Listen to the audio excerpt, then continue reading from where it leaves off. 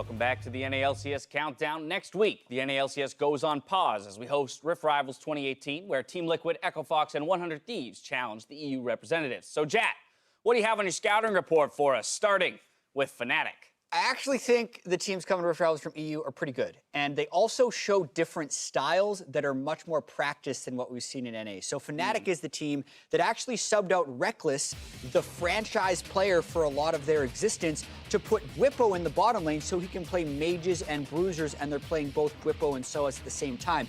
They look really clean with this strategy, actually, and it brings many new looks. So they're 4-2 right now. Bwipo has actually put up some pretty good numbers playing in the bot lane role. Also has a mustache, which no one else in the North American LCS sports. Great facial hair. He performed well at MSI for the squad, and so to see him down in the bot lane will be interesting. Moving right along, though, I want to talk about G2, another team that has shown us some interesting strategic maneuvers. Yeah, they were kind of the really forefront of the Western teams to go out and go all in on these funnel strategies, and Perkz has been absolutely crushing it as a result, and they are probably one of the ones that influenced Fnatic, because early on, some of the losses that Fnatic was taking was when they were trying this funnel strategy with Reckless before they pivoted and found their own style, but G2 from the very get-go has had their 6-0 in Europe and has looked like the dominant team over there. Look at his numbers. It looks like he's smurfing. 50% of the team's kills. Like, this is what you dream of when you think about what a funnel would look like if everything works out. Right. And that's just happened all of the time for G2. So this is after Sven and Mythic came to NA, didn't even make it back to Rift Rivals. Perkz is coming in as an undefeated EU LCS team, who didn't win the spring split, but still were top 2. So G2, I think, will bring in, I hope they play funnel here, because I want the teams here to experience what a proper funnel looks like. All right, third and final team coming from EU is Splyce. What are our thoughts there? Yeah, this team actually was the third place team, has some good players, but had a very slow start in the spring split. 0-4. They were 2-0 last week, so this is your muted expectations for the European teams, like the Phoenix 1 of last year coming in. You never know what's going to happen. Yeah, you never know, man. They show up. I like that comparison, though, because you know, P1 had a slow start last time, and they came back, and they had talented players. And, you know, Splyce, maybe it was just the start of the meta. They weren't accustomed to it. They start finding their footing, and they could be more than we're bargaining for just based off looking at their record in Europe. Yeah, Ottawamne, Kasing. I remember that guy, Niski. He played for Envy. He has some good games. They got some players. Yeah, for sure, for sure. Okay, well then the question is, how will the NA team stack up to those three in terms of competition? I'm not loving our chances, to be honest. Like, I think Team Liquid is the obvious hope for North America. They have their standard play style. There's a team in Europe doing that as well in Misfits, so it's not like this kind of really standard approach to the game is going to surprise them, and they should all be kind of accustomed to it. But outside TL, you really start seeing some issues. Yeah, analyst me is worried, but we're going to smash them. We're going to smash. There we go. That's your brain is like, warning. Some days Jax was good. Wait until you see Brandini and Levi, the 100th starters. Man, I'm ready. I'm ready. I mean, it's an interesting thing, right? I like the point of TL playing standard, yet one of the top 2 teams in EU not attending this tournament is a standard team, and so not necessarily going to surprise anybody by sticking to that standard meta. In the summer split, with lots of changes on and off the wrist, we decided to ask fans here today, what their thoughts were on the summer split, both in and out of game. Take a look.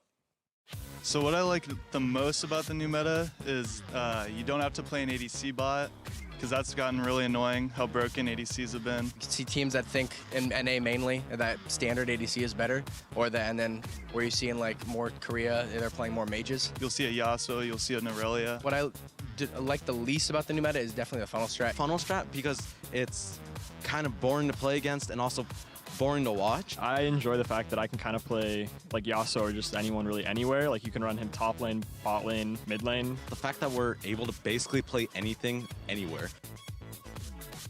Some thoughts from the fans in attendance today. How do you guys align with what was just said?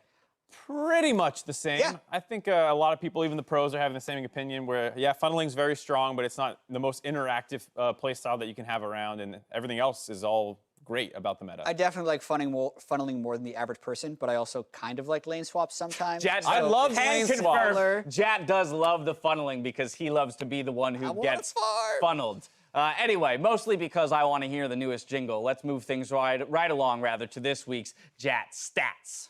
Have you ever heard Jat get mad? It's Jats. Yeah, I've heard that one. Yeah, it's gonna. Plenty. I can almost guarantee it's gonna happen today. All right, so I'm going to give you guys context for this one because we're talking about control wards. Okay. Oh, great. Right? The average mid laner places 6.1 control wards per game, and the average top laner places 4.4. So normally a mid lane top lane combo places over 10 wards. There's a team whose mid lane top lane combo places a combined 2.5 control wards per game. If it was the beginning of last split, it's TSM. What team is this? Yeah, when you're So I under kind of, one. when he was placed one control ward over like 3 or 4 games. So I kind of want to go with that again. Sure. Only because I feel like maybe it's an early game or an early season trend before 1.25 control wards per game. It's per player, ridiculous. which is like a fifth of the average player. This is going to be kind of a shot in the dark. I'll go with Optic. Maybe a lot of the funneling strats keep him more focused on using his gold for items. And I'll go with coming TSM. in. Echo Fox. Ah! Phoenix and Huni have not placed, and that 2.5 is combined. How are you about to say- classifying mid laner, top laner? The submitted roster position. Oh my God, that is such a cop out. Otherwise it would have been correct. Oh, come on, they just say. yesterday or like a couple days ago, all we were right, talking next about how question, stats very are quick. ruined because Double of the, lift on average. I refuse my. You're wrong. Double Lift gets 10,000 gold 21 minutes and 44 seconds into the game, which is the fastest of anyone in the league. But we're specifically talking about bot lane carry players. The slowest bot lane carry player, and this is listed on the roster as a bot lane carry player. Good clarification. Okay. I like it. Averages 27 minutes, 19 seconds, so is full 6 minutes slower than Double Lift to hit 10K. Who is this Slowpoke? Slowpoke. Wild Turtle. You think it's turtle? I was thinking Because he's a that too. turtle? I think Is it's, that's the that's what it is. breadth You of got your it. analysis? Yeah, it just Has he been that word behind, slow association. in Tortoise is games? slow. Wild I'll- Turtle. I'll go with Arrow. I'm just sticking on Optic for some That's reason. okay. A fair one as well. I'm gonna go Turtle. You got it. It's Arrow. Yes. The only reason I'll say this is because Come on! he gets no help in the bot lane. It's they just true. slowly lose the game. I was actually from the bot visibly lane. upset when he took a kill from Power of Evil. You yesterday. were. What? Yeah, no, he was yesterday. Remember that? When he's Yeah, like, it was yesterday. Arrow, what are you doing? It's Ezreal. Okay, we only got 6 minutes left, and we got a lot of content That's to cover true, we got before a the lot game to do. start. Another stat, context. Talia and Galio have at least a 20% presence rate and have a 100% win rate in the 2018 Summer Split. So, Okay. in the history of the North American LCS, with champions with 20% or greater presence, who has the highest win rate in NALCS history? So this is basically like, what is the best champ in pro play ever? This is a multiple choice question as well. Oh, okay. And you're going to have a thank chance goodness. to ask the audience. So you're going to get to think about I was this thinking one. Your Zach. choices Zach was what popped into my are head. before Tristana, those choices Zach, even came Callista, up. and Elise. Well, Let's with send the it to audience. Avali to ask Try the this. audience. Yeah, please help. All right, Dash, I can see that you are struggling today, but I brought some friends to help you out. So, guys, champion with the highest win rate. Let me hear you for A, Tristana. No? Not much for Tristana. What about B, Zach? Lots for Zach. C, Callista? Ooh, and D, Elise. Not much for Elise. Dash, it looks like it's either Zach or Callista. What do you think? Hope this helps. Audience says B or C. Which I think are the two most reasonable answers because when Callista has been meta, she's always been incredibly strong. Like, so when she's been played, she's always been top tier, which implies that her win rate would be high. Zach, I feel like is almost a bait just because of the Meteos days, where you have this, like, I have this fond memory. Audience gave you a choice. They said, gotta go I'm with going to go Callista. I'm going to go Callista because All right, of how I'll powerful. take Zach. We'll All split right, it up. we'll split the difference. Audience.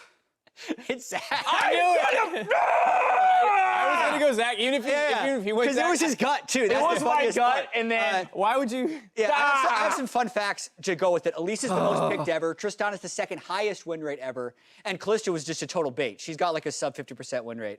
But that's it. so angry. 0 for 3 on Dash, 2 for 3 for Mark. Good job, man. Man, You did this- it. Oh, hey. Yeah. I hate this so much. stats. Real All right, answers. but I have to read. Ahead of Golden Guardians versus TSM today, Coach Tyler talks about how Mickey gelling with the team will lead them to playoffs. I think, of course, there's some pressure on getting a win against TSM today. We're 2-3 now in the split, and we really want to prove that we're here to fight. Like, we had a really good run against Echo Fox, and I think TSM is one of those teams where they can always have a really strong showing. They have a great roster, so we're really looking forward to testing our strength against them today. I think Mickey's actually surprisingly gelled really well with the team. Overall, his English wasn't the best when he got here, and it's been improving slowly, but he's making strides on like a person-to-person level that you can make even when his English isn't that great. So I think he's doing very well so far. I really hope that we make playoffs. My expectation is that we push ourselves as hard as we can in order to do that, and I think we're on the right track for that. The expectation there is that they make playoffs. If they want to do that, of course, they got to start picking up the wins. We talk about the bar usually being about that 500 mark. With all of this in mind, I want to get win conditions on the board for our first game of the day. So, Mark, you're up first, the Golden Guardians. I'm going to go with fight early and fight often. It's something that's worked out decently well. They like playing the, feels like, bloodier games, and they should do that against TSM, who can be a little bit of a slow starting team. You can run the funnel if you want, but if you do it, just make sure you go for one of the more aggressive ones, not the Kai'Sa Nunu, more like the Lucian Brahms or maybe the Aurelia Sejuani that we've seen before. I like a lot of their drafts, and I think they have really good ideas. It just feels like the team always flubs some part of the execution. Yeah. All right, if the Golden Guardians are looking to fight early and fight often, Jat, what does TSM want to do? Wait for Golden Guardians to make a mistake.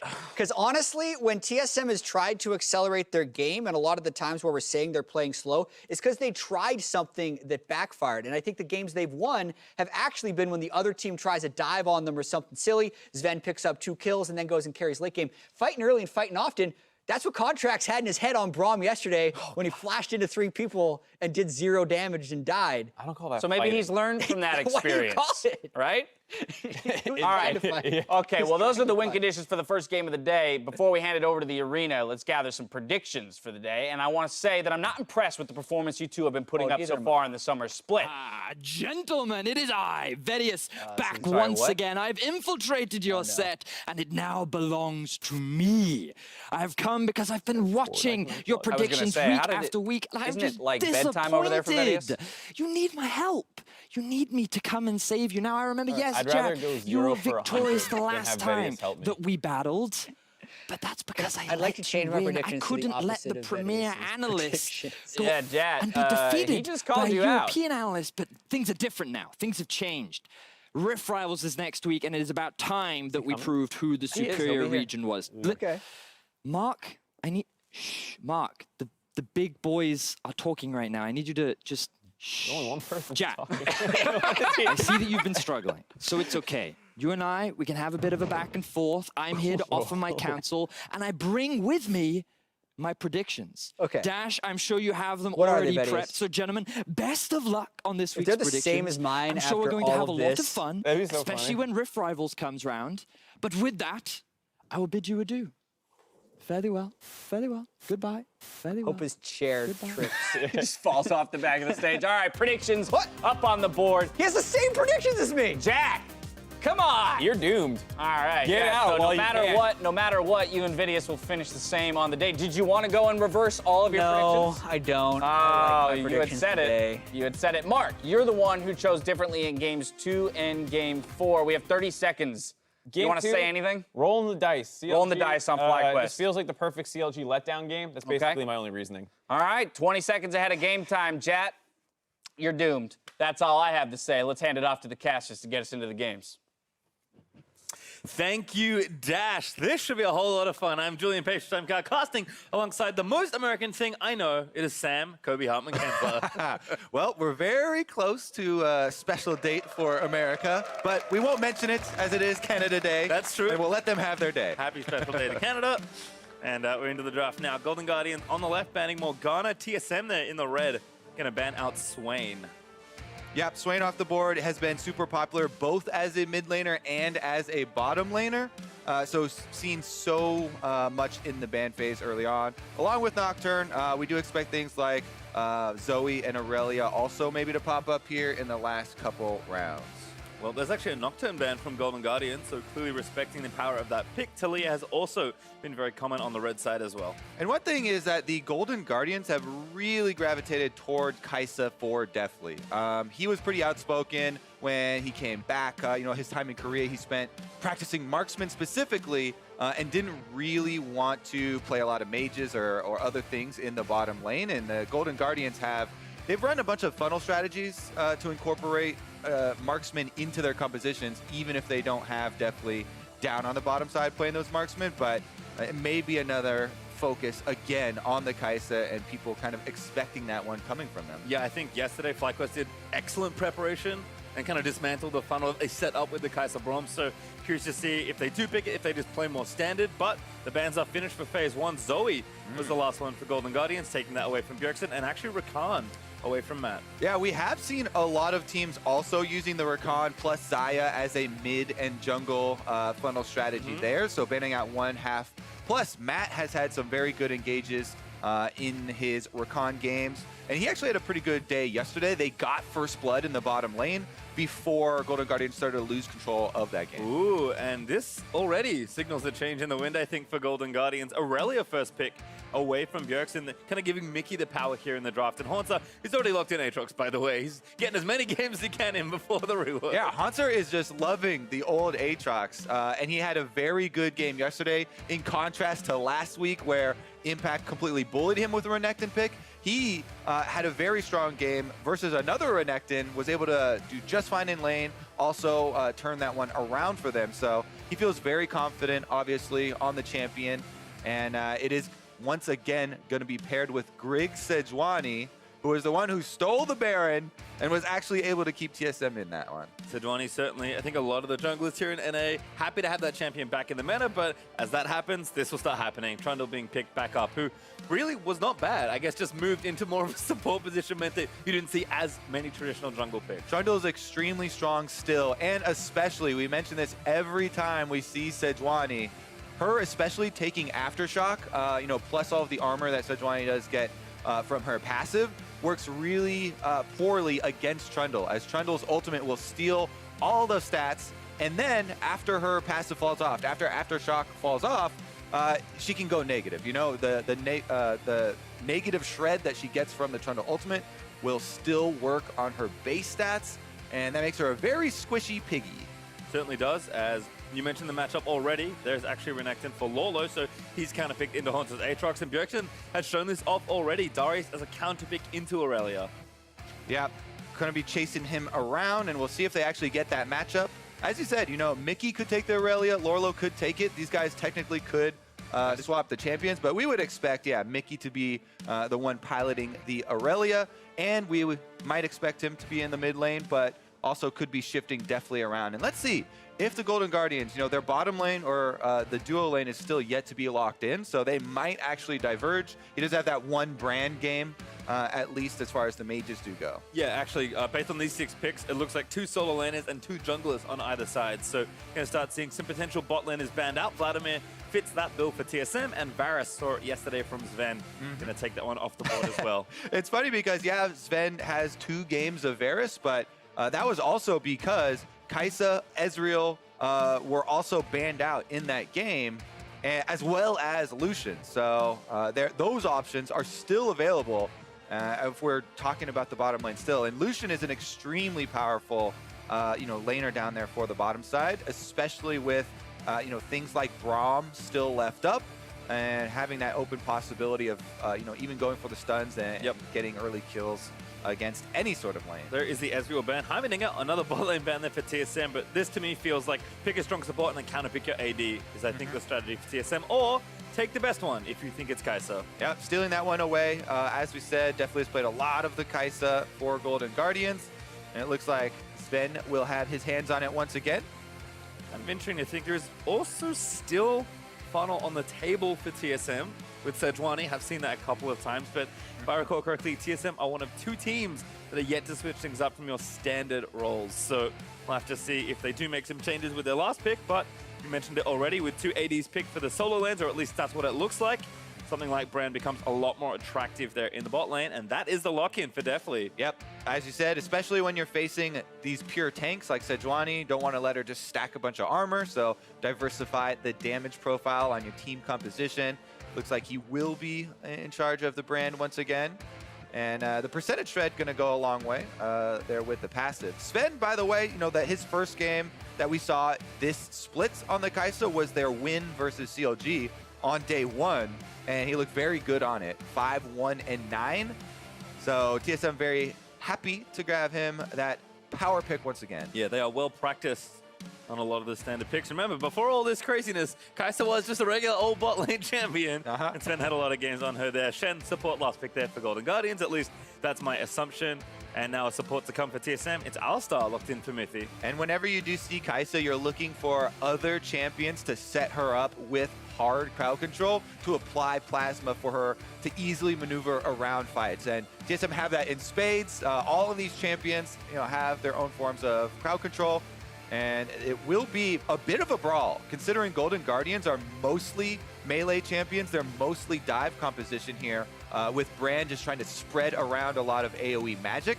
And it's going to be definitely a bit messy as far as the way these team fights are going to go, because Golden Guardians are just going to target whoever's closest, put the Trundle Shred on them with the ultimate, try and burn through the fight front to back, and it's all going to be about Sven. Can he keep his positioning safe during the burning? Certainly something he is well known for, but can be tough with this many people trying to take out your champion. We'll have to see, but it seems like teams are kind of falling back to some pretty standard patterns. Of course, that could all change when the champions get out onto Summon Azure. Coaches will shake hands, and kind of a calm one to start things off, at least for now. But as you said, Kobe, I think a lot of fighting is on the horizon. All right, and once again, we're going to get the Renekton into Aatrox matchup. I think if Contracts, especially on this Trundle, makes an early visit up to that matchup, then we might see again another early Renekton bullying the Aatrox. You take press the attack, it procs very easily on your W because that counts as 2 swings right there. If it's not even empowered, and then prepare to get the extra one as well. So he can easily get a lot of bursty trades out on you early. And the goal in that matchup is trying to get Aatrox off of the minions so that he doesn't get to sustain with his W passive auto and be able to control those minions. It's all about that early kind of threshold that you have to push over. And just a little bit of jungler attention can definitely go a long way. Well, we're going to see, again, some more standard junglers here. So Contracts and Greg will see where they do want to put that attention. As for the first time in a little while, both junglers have smite this game. Very interesting. I feel so much at home. They're going to be fighting over scuttle crabs. Ooh. We've come to know and love. We've come to know. Yeah, that's one of them. Trundle, though, Trundle is very good, especially at dueling early. So one thing that you have seen with champions like Trundle or Camille is another good example that's very good after just a level 2 at dueling people, is you grab your red buff, control both scuttles, and try and bully the other jungler out of control. And then that can kind of snowball both in vision as well as keeping the timer and control of the very valuable source of experience and gold. In pro play, it's fairly difficult because the laners are going to be fighting very heavily to make sure that your jungler can at least trade for one of those scuttles, and put down the wards. But Golden Guardians making the first move. Late invade, there is the slow for Contract, gets the bite down. Haunts are forced to skill Q and fly away. And that's very important. This is a minute 30 in. The delayed invade gives them a big chunk of health onto the Aatrox, and that gets them closer to that threshold I was talking about of Renekton being able to push Aatrox away from the minions and not let him get sustained through his W audio attacks. That couple hundred health in the level 1 right there, definitely going to be big. See Lolo using that, playing up, does spin the blade around and get some damage down onto Haunter, who is going to have to wait patiently for these minions at this point. Yeah. Luckily there for Haunter, though. He was able to get all 3 melees with his Dark Flight. So he did get the last hit on all of those. Feels pretty good, at least, about securing the money there. And he's staying in experience range, even if a couple of these range ones do die off. Meanwhile, though, because Contracts and Lorlo went for that invade and they started red, it made Grig an easy path down to trade the Scuttle Crabs because he knows there's no way Contracts, unless he shows through the mid lane, is going to control both of them. And Grig will at least be able to get one, but still, he's going to have to be very worried about going offensive here as there's so much control in the Golden Guardians early game. Contracts is here in the top side, but I think it's more for these Krugs than potentially diving onto Haunter. I think, yeah, Haunter smells the possibility of a dive here. And it's so, Aatrox cannot stack up his passive level 2. You just don't have enough abilities to get those going. So he needs support. Ooh, nice pathing actually from Grig, but Contract's already level 3. He's going to counter jungle these away. Lolo, with the push, is able to join his jungler very quickly. Make sure to protect him from any potential skirmish.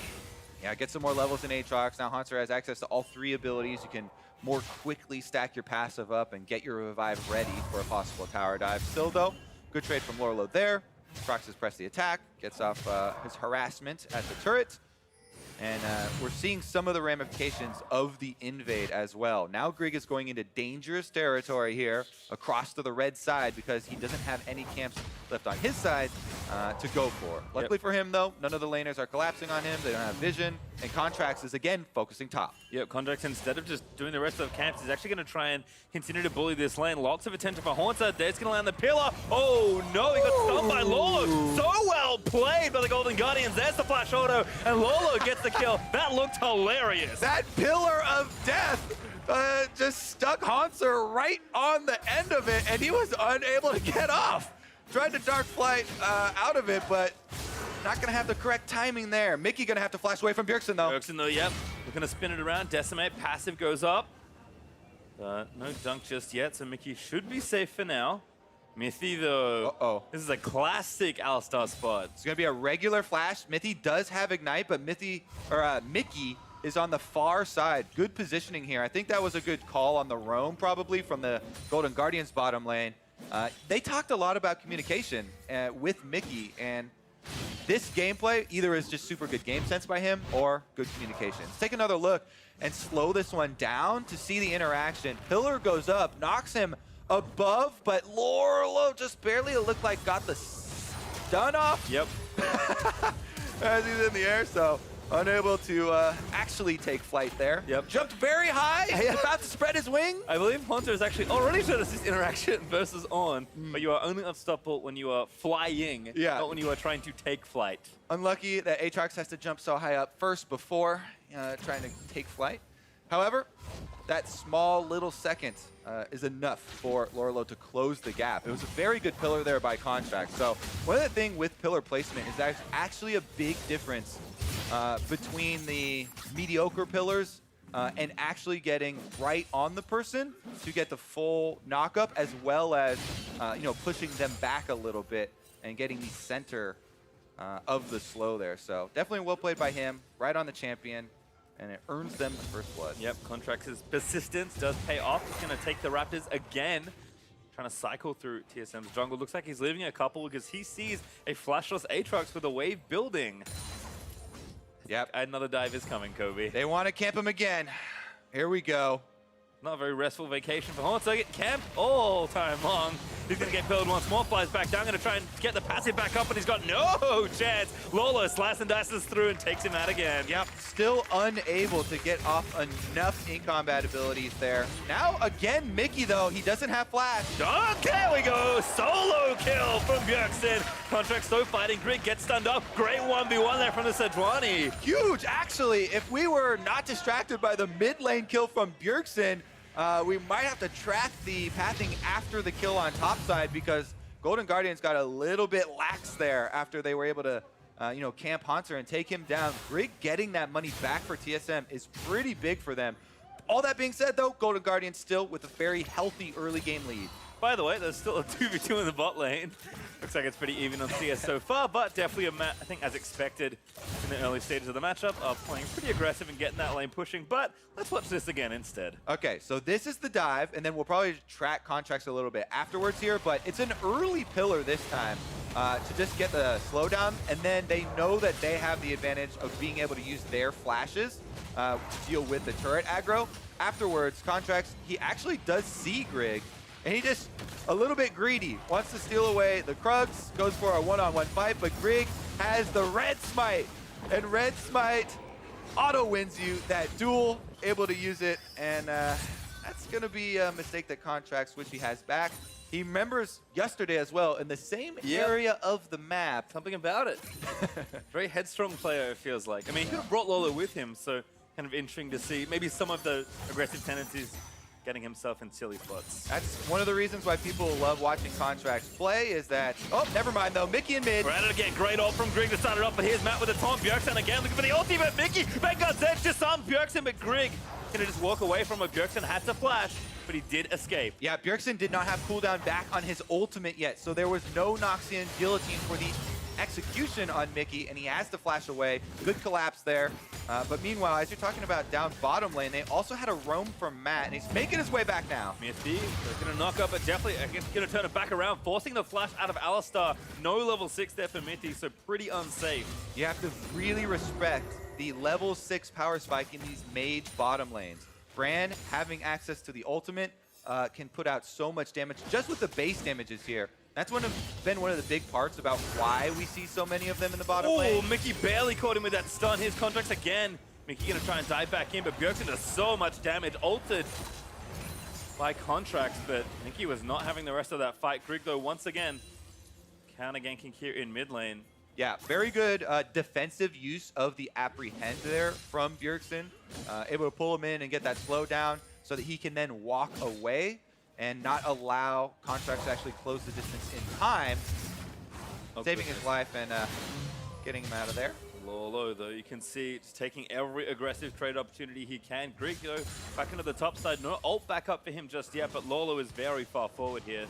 Yeah, he has his ultimate ready as well, but it would definitely be difficult because of the amount of crowd control that can come out with a set 28 drop. Too far forward. No, Stand United going to make it a 2v2. Dominant proc. Haunter does have the pack, but hits Matt the tower. He's able to take that last hit, and Haunter still alive with the Bloodwell. Yep, doesn't even have to use the passive there. He's still going to have the cooldown, and even through the Shen ultimate, because it was under tower, the last shot does kill off Lorlo, and this is going to change the pace of the game. That was 30-something CS there. This Renekton into Aatrox match was going because of the camp, but that is going to put a big stop to the momentum here.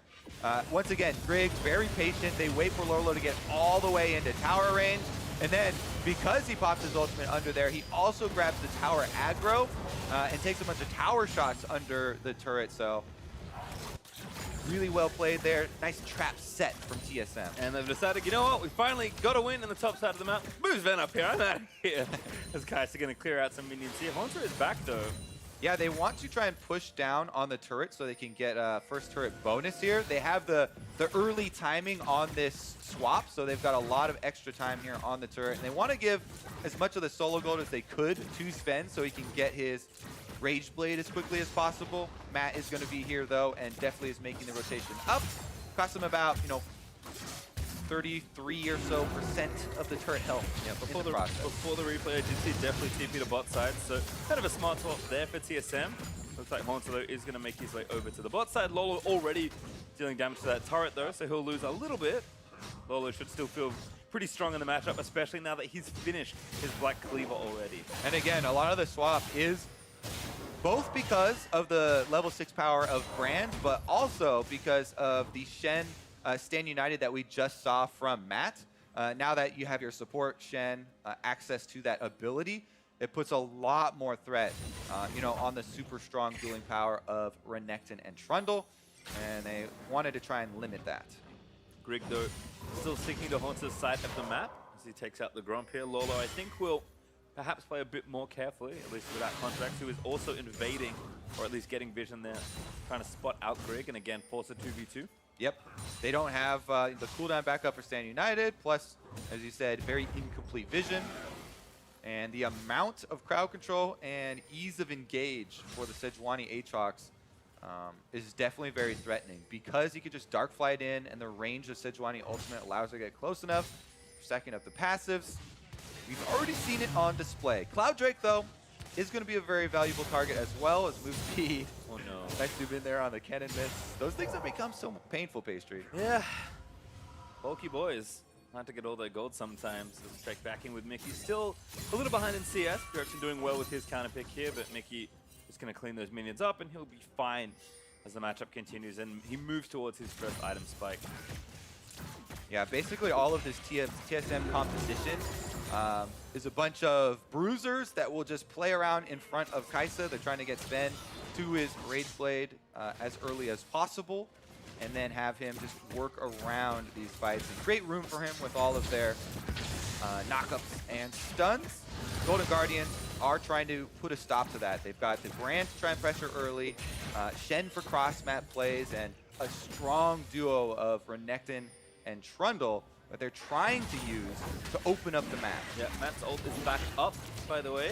So it looks like RIFT are going to get started here by TSM. Golden Guardians do know about this, and bot tower is going to be the trade. Makes sense now, like Greg started the objective, but I think definitely might want to try something. Yeah, we'll see how this one turns out. TSM, it is the right thing to do to try and trade cross-map rather than fight that strong duo we're talking about. Like Renekton and Trundle, very hard to deal with, so you don't want to match them.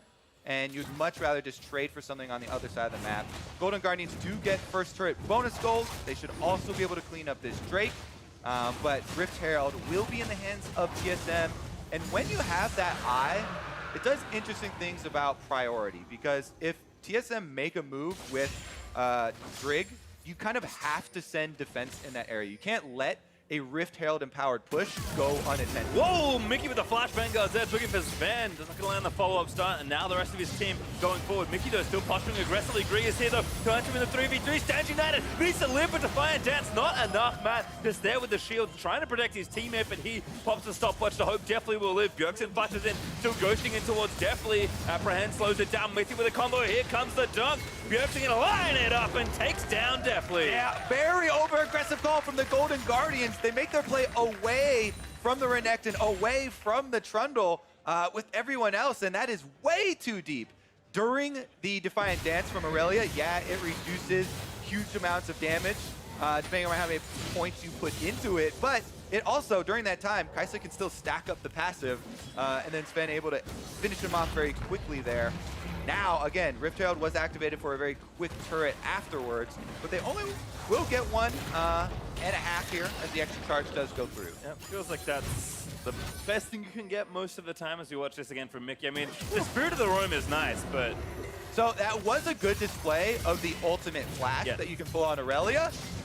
So, you know, good display of mechanics, but very, very risky decision-making as far as going really deep into TSM territory.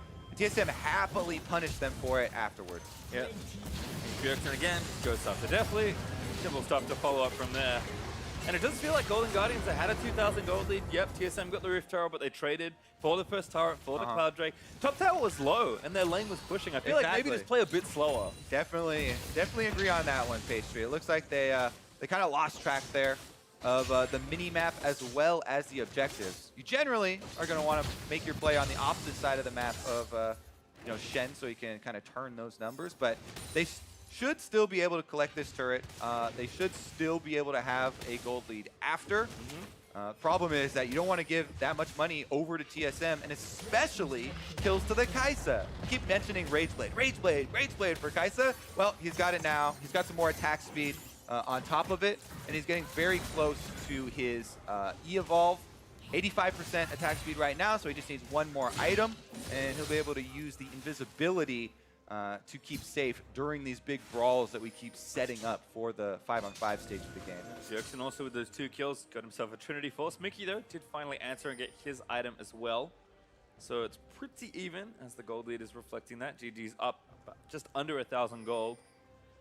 Monster though still kind of in trouble 1v1. We talk about, you know, first item timing being important for a lot of these champions. It's very similar to Aatrox, but unfortunately for him, he does not have a completed item just yet. And Lolo does have a BF sword, so SSR Renekton's been pretty popular.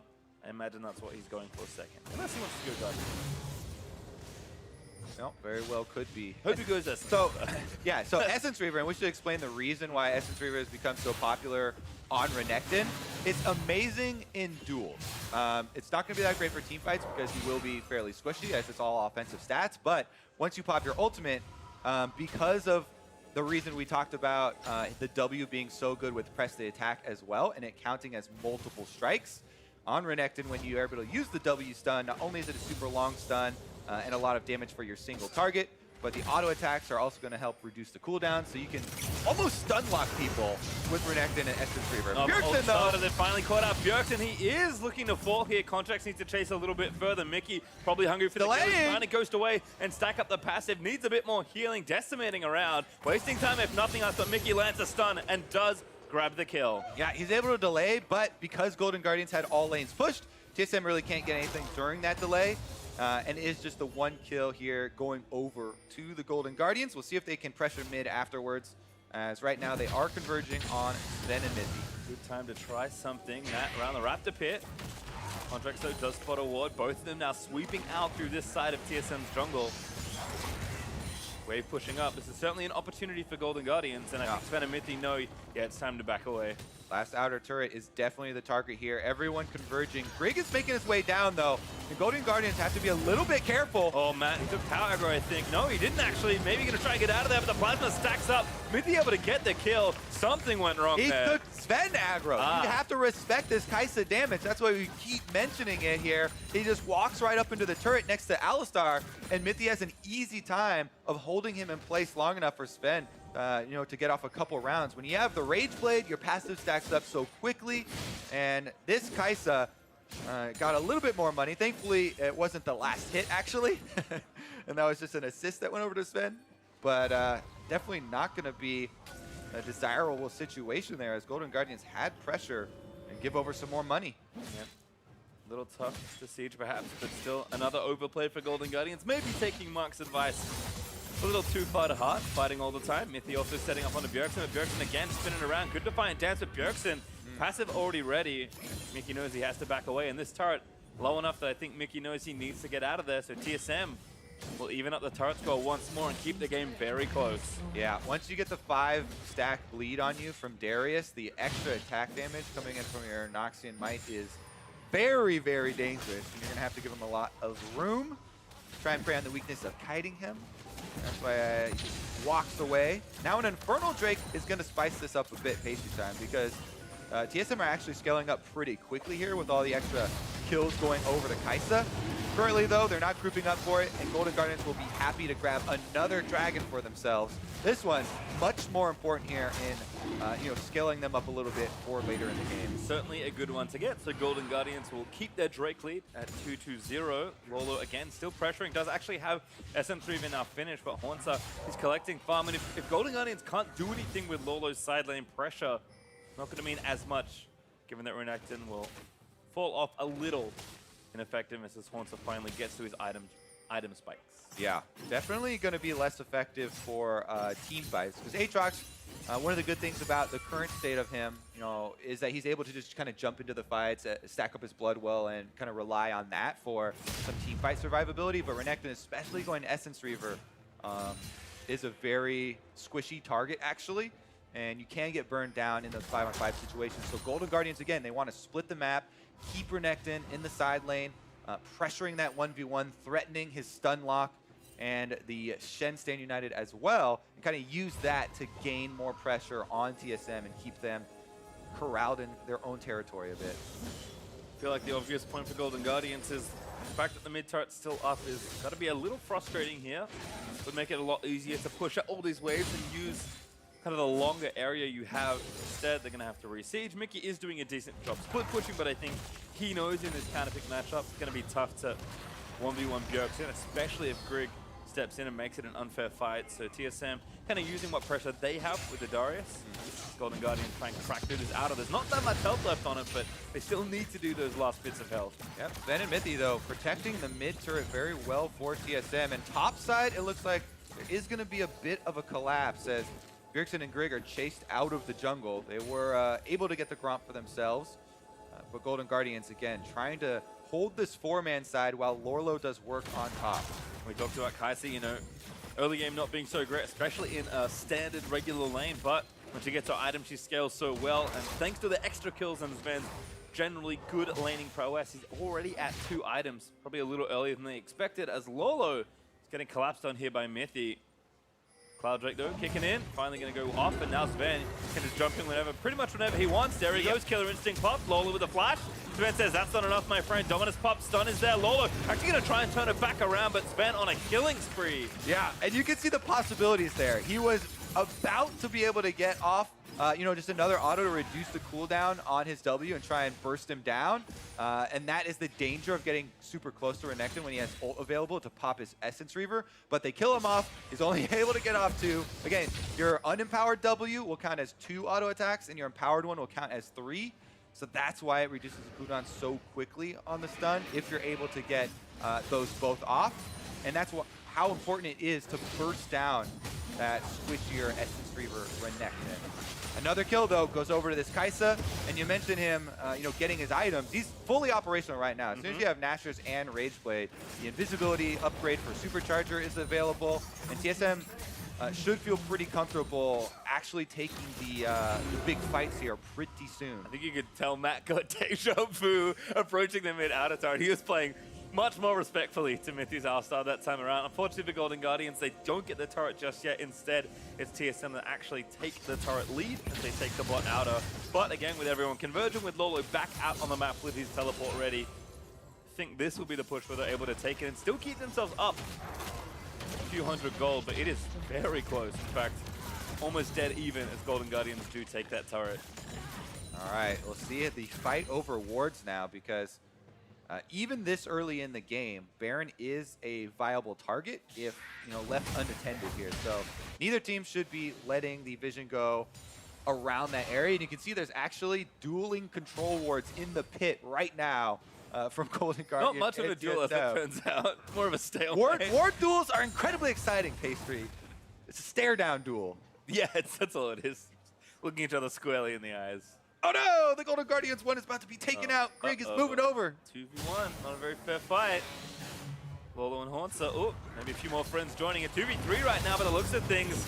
Contract's going in, he's immediately going out. Maybe staying in as Stanton procs in. Lolo kind of low, but the Essence play going up. No, he's been on a rampage. Takes down the Kraken. Now Matt's forced to flash away, but Mythi just storming people down. Sven collects a triple kill. Golden Guardian's aggression is starting to cost them. Yeah, in those situations, you can't make a mistake. Oh, Mickey! Gonna have to flash. Golden Guardians, it looked a little bit undecided whether they were taking this fight and how they were going to pull it off or not, whereas TSM just collapsed on them quickly. Now they're able to move over to that Baron we mentioned, and they've got full control. Yeah, this should be a pretty straightforward take here for TSM with contracts dead. Still for 15 seconds. Mickey and definitely gonna try something. We've got Mythi running defense around the flank. Oh, he wants to cut them off before they're able to escape. TSM will be happy to just take the Baron, though, and push afterwards. Yeah, two big boys, both Bjergsen and Mythi, basically stopping anyone from getting in the pit as we'll watch this one again. All right, so again, they have a Shen on their team, so they can turn the numbers to 3v3 right now. But again, it looked like they were undecided as contracts headed up, then they went to the blast cone. Then, as soon as they all get knocked up there, it's all over, right? That's the whole point of this comp. They've got the Dark Flight and the Alistar Pulverize. Sven's able to just slip right in with the Kai'Sa. During the knockup, they finish off the kill onto Renekton, and they're able to take him down. So now it's going to be all TSM here from now on, as Baron buff will empower their push. We'll see how much of a gold lead they can get after this. Up until this point, as you can see, Golden Guardians with control over the early game. Yeah, it has been very close, but if you're a fan of predicting or forecasting things, you can kind of see where the gold graph is starting to go now that TSM have that Baron. So we'll see if Golden Guardians can defend effectively, because this game has been basically 2,000 between the two teams at any given time. Monster, though, is going to get TSM a Drake. Pretty simple solo there for the Aatrox, who also has his 2 items completed. TSM looking for more, though. Again, breaking an inhibitor turret is kind of the gold standard for your first Baron push, but they'll take pretty much whatever money they can find. Yeah, and for TSM, the money has gone to the right place. Sven now 6 kills on the Kai'Sa. Most gold in the entire game at 12,000. And that is definitely a good way to get this composition to the end game here. Secondary turret, you can tell, taken with no resistance at all during the Baron buff, and they have a leisurely road here to clean up the rest of them as well. Yep, 4 turrets to 3, make it 5 as mid-tier 2 does fall down. Even Sven again collecting all that local gold. Because the extra gold now too, while Kai'Sa can put out the damage on the 2 items, once you also get the Zhonyas, you then have Supercharger Invisibility to work on. If they still are on you after that, if they jump on you, then you Zhonyas before a stun comes in. Then the Zhonya buys more time. You can auto attack after you get back out. That'll reduce your supercharger time, and you can try and go invisible again. And during that whole time, there are all other 4 members of TSM, running around trying to peel for the Kai'Sa. So it becomes so difficult for Golden Guardians to actually kill off the huge DPS source. And the 5-on-5's looking pretty grim It's only getting worse as well. Needlessly large rod number 1. There for Sven. Deathcap on the way as he moves towards item number 4. You can see Lolo, who's having such a great time in his 1v1 for basically all of this game with the help that Contracts gave him in the early stages. Now defending a Baroned up Aatrox with 2 items, and that's the least of the problems right now. Yep. All right, here we go. Cannon empowered by the Baron, doing a lot of work, and now every TSM member as well able to just burst through this one. Inhibitor number 1 is totally gone. Yep. Maybe inhibitor number 2 will follow shortly. It's time to go for a 5 at TSM with Baron wearing off. They're just going to take the 1 inhib and be happy with that. Yeah, I mean, the other thing about Kai'Sa, she also scales super well with both attack speed or attack damage. Well, all stats really. She scales really well with items, Kobe. That's what I've been learning. Yeah, but when you also have Baron, you know, and it's adding both of them there, she gets full value. So TSM happily take most of the rest of the structures that are still standing there for Golden Guardians, and now they're left with a very small opening. They're gonna have to rely on, you know, maybe a pocket of Fog of War, some control wards where they wait in a bush or something and burst somebody down. Remember, there are other viable targets than Kai'Sa. It's just that Kai'Sa does so much damage that you either have to kill her early or take a fight away from her where she's literally halfway across the map and can't even join with the Killer Instinct and try and burn someone else down with a Trundle ultimate. Yeah, we'll see if TSM kind of give that opening to Golden Guardians, but I'm expecting, unless the game ends before then, that the next big fight point to be that Infernal Drake. You mentioned that Kai'Sa does scale very well with stats. Many more stats gifted by Infernal Drake will help her out, of course. So we'll have to see. Sven will probably have Rhydons by the time we get there as well. So you can kind of see what's stacking up against Golden Guardians. TSM, again, for a game that was 2,000 gold-ish between the two teams, TSM up 6K already and keep continuing to push here as Bjergsen is in top lane. Yeah, happens a lot when you kind of lose pressure with those types of compositions. And now it's up to TSM to finish it out. 30 minutes in, and they are knocking at the door for inhibitor turret number 2. No Baron-empowered minions, so it's going to be a lot slower, but they do have the extra timing window here on bottom. Well, Haunter, though, maybe the first one a little too far forward, does have the Bloodwell, but I think TSM are just going to leave him to die. Haunter, yep, nowhere to go, flies away. Okay, that is the opening Golden Guardians desperately need. The passive taken down from Haunter, as well as actually getting the kill, is going to buy them a bit of time to try and set up, because TSM, they've taken over complete vision control as well. So their first step here for Golden Guardians after that kill is going to try and open up some area of the map where they can actually create a counterplay. Watch it again. The spirit of the play was good, but I think Haunter just went a little early. I mean, this is very reminiscent of the Matt stepping up to the turrets earlier in mid lane. Haunter just goes too far close. Oh, actually, Lorlo is going to take the Shen ult. Doesn't have ulti, so didn't pop it, I don't think. And I believe just got a little too close maybe to Sven there. Maybe the victim of a knockup or something. Hit Sejuani. There you go. That was the problem. Straight to the face. And Sven, you can see, just farming with impunity. Level 16. Deathcap money is almost there. About 400 away. Yeah. Be there before long with Infernal Drake up in a minute and Baron back in 50 seconds. TSM's coming back pretty strong this week. This will be their second win, and going 2-0 yet again. This is, as the NOS desk kind of talked about, one of the teams where they were uncomfortable predicting the next few steps because we have seen so much parity in the league. We've seen so much, difference in performance from even the same teams from game to game that, consistency is a super highly valued thing. That has been quite rare. And I think for TSM, it is good news that they are seemingly more consistent. You know, one of the reasons that even when they won, that it kind of looked shaky is that in the early game, they were making mistakes, falling behind, and kind of forcing themselves to play slower. Their more recent games have looked a lot less mistake-heavy in the early game. Well, if you look back to yesterday's game versus Cloud9, they were about to lose the game, and they only were able to get back into it because Grigg stole the Baron. So having a performance like this today where they don't have to worry, there's not as much of a swing here. It's definitely going to be, will definitely make them feel a lot better about the weekend. Assuming they're able to close this game out cleanly, which of course is not a guarantee just yet. Certainly looking in position to do so. But you're right, I mean, yesterday there were some struggles, so still a long way to go for a lot of these teams. The TSM seemingly on the up, as I'll take Baron number 2. Hauntzer basically did that on his own. I think Grig was just a safety measure. Golden Guardians, so I think the smart trade will take this Dragon away. Kings! They got all 3 in the pit. There we go. Now they go back and use them to fight. Yeah. TSM are going to force them here. At least they have all the Infernals.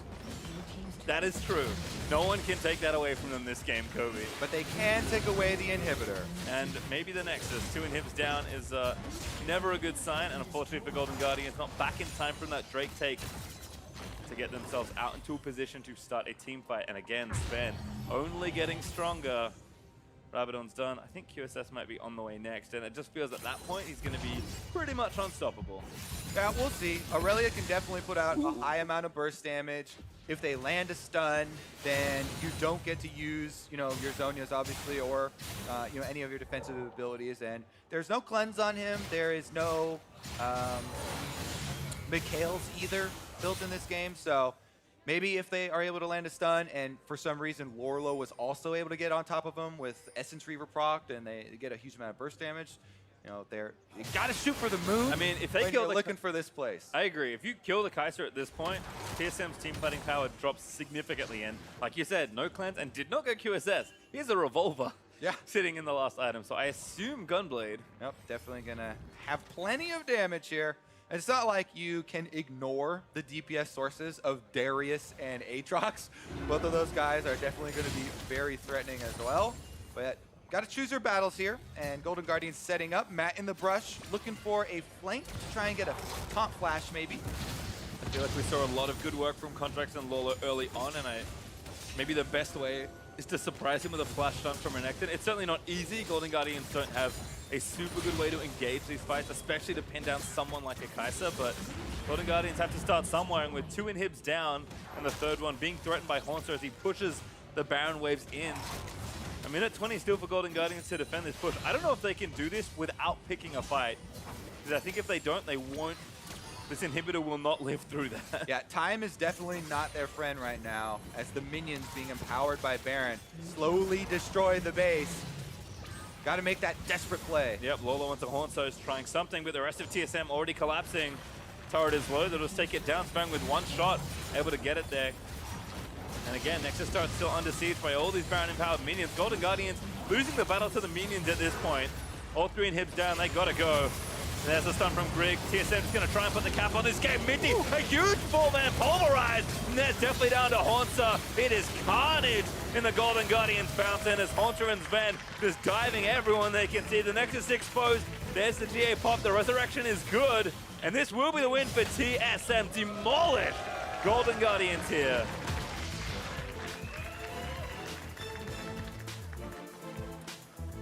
TSM doing a very good job of punishing those openings as Golden Guardians got a little bit too deep a couple of times in the early game, overplayed their hand, and overstayed.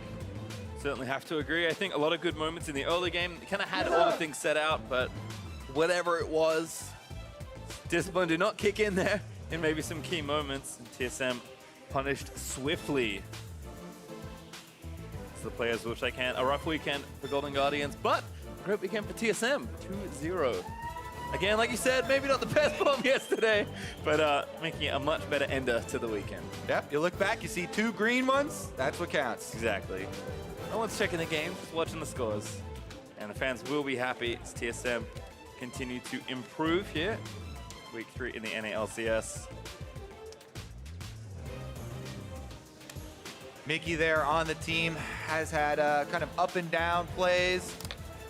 Going to be rough for Golden Guardians this week, as this is going to be their first 0-2 week, actually. They started, you know, the first 2 splitting 1-1, so it's looking like, you know, definitely a new split, new them.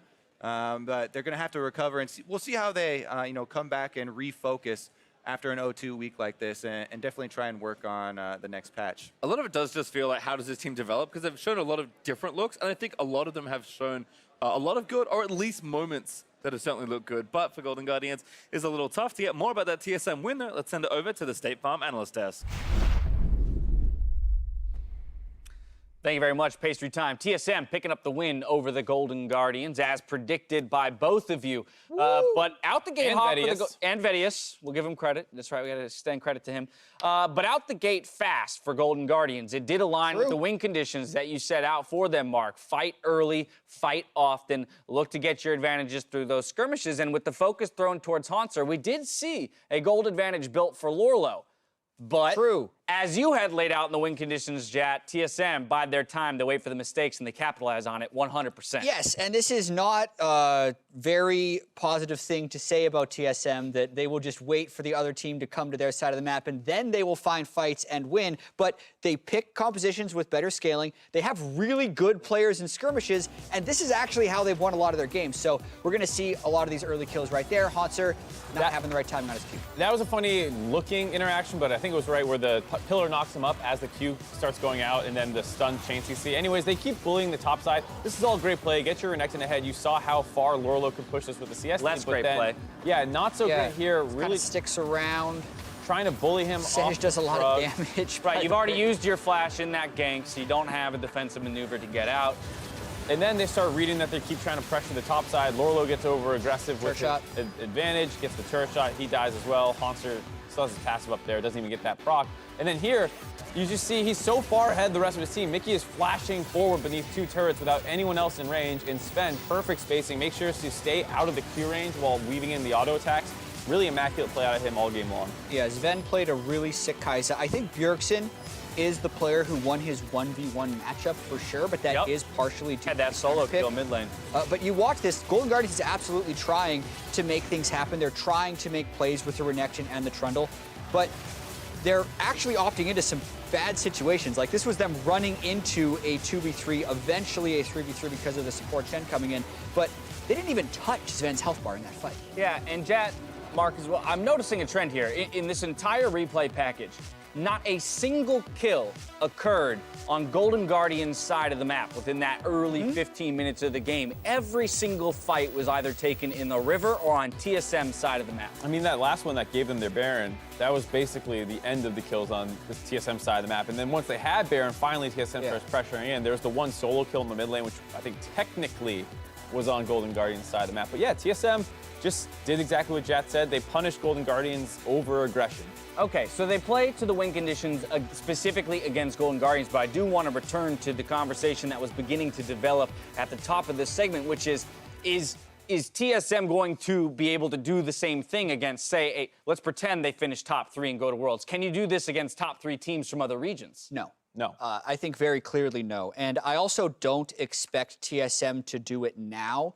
I think what happened last week with Song stepping down to assistant coach and bringing Lustboy in is an acknowledgement that something was broken with TSM, and they're trying to take steps to fix it. Now, this has happened many times in TSM history, so they don't necessarily have the trust anymore that it will work towards Worlds. But if we are to see the change into maybe being able to play more proactive, we're going to see it later. They did what they had to do this week after acknowledging that something was broken to pick up 2 wins.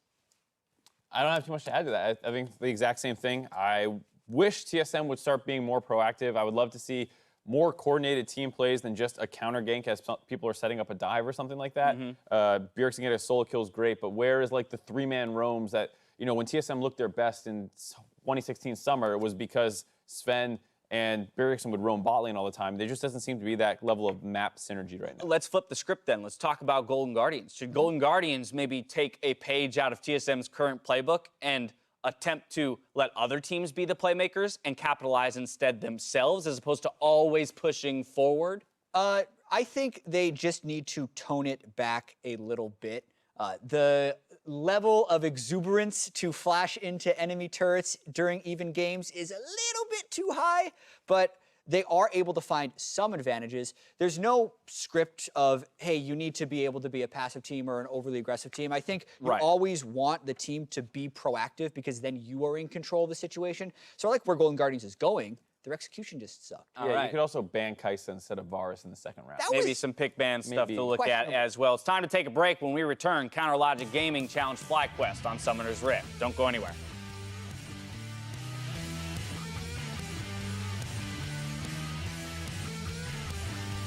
lots of attention for Haunter. Dead's gonna land the pillar. Oh no, he got stunned by Lolo. So well played by the Golden Guardians. There's the flash auto, and Lolo gets the kill. That looked hilarious. He doesn't have flash. Oh, there we go. Solo kill from Bjergsen. Contract so fighting. Grit gets stunned up. Great 1v1 there from the Sejuani. Whoa, Mickey with the flash vanguard there, looking for Sven. Doesn't gonna land the follow-up start, and now the rest of his team going forward. Mickey though still posturing aggressively. Gree is here though. Trying to win the 3v3. Stand United beats the live with Defiant Dance. Not enough. Connect them. FG. Fight that. John is 5 seconds away. John is 5 seconds away. We win. Yeah, Aurelia is Turn on Aurelia. Okay, I see him. TSM's gonna try and put the cap on this game. Minty, a huge 4-man pulverize. And that's definitely down to Haunter. It is carnage.